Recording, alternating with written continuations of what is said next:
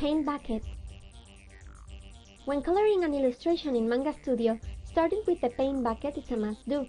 This tool has been designed to help increase the coloring process greatly, thanks to its 4 working modes: refer edited layer only, refer other layers, close and fill, and paint and fill area. The first thing to know about the paint bucket tool is that it can only work in raster layers. The paint bucket fills the area that is surrounded by black ink with the selected color. If the ink has a gap, the paint will flow out, coloring everything else. The close gap option will estimate the separation of the gaps between ink lines to determine the area to color.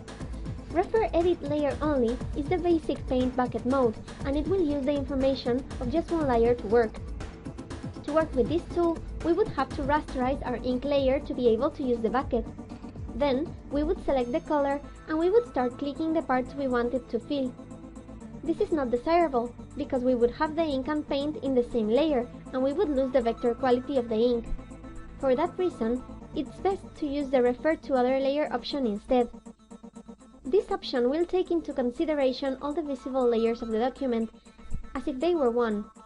Thanks to this, we can keep the vector layers untouched, and we can add the paint in a separate layer. The option that makes this possible is the multiple referring slider. We can change the referring options at any time to a single reference layer, a selected layer, or the layers inside the same folder.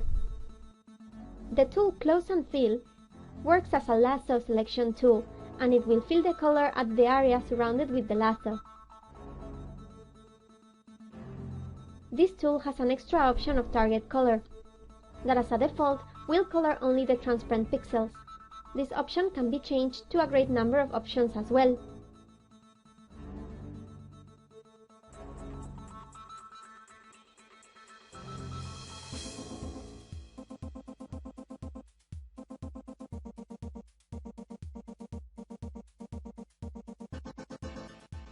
When we are done coloring the major areas of the illustration, we can polish things up with the Paint and Fill Area brush.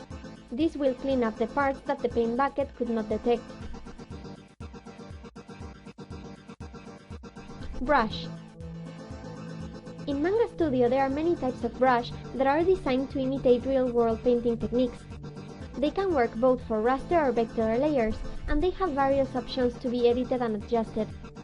The best way to understand them is to experiment with them and try changing their settings and seeing what they do. One setting worth highlighting is the color stretch. Since these brushes are designed to imitate real-world painting tools, they use this option to stretch the color of the paint of the canvas when we give a new stroke over a painted part. Another interesting tool is the watery brush, that has a border of watercolor option that simulates the effect of the dried watercolor on paper. Airbrush. The airbrush reminds us of the soft brush in Photoshop, and it's perfect to make soft radiations of color. Its shape is blurred and it often presents a mild transparency due to the low brush density applied to it.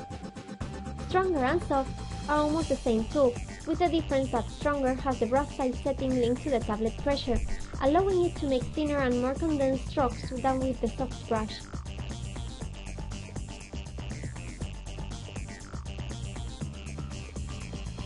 From the airbrush panel, highlight and shadow must be pointed out, since they are the equivalent of the highlight and shadow tools in Photoshop. The reason why they behave like this is because of their combined mode, that is set to Add for the highlights and Linear Burn for the shadows. We can achieve this same effect with any other airbrush tool, since they all have a combined mode option.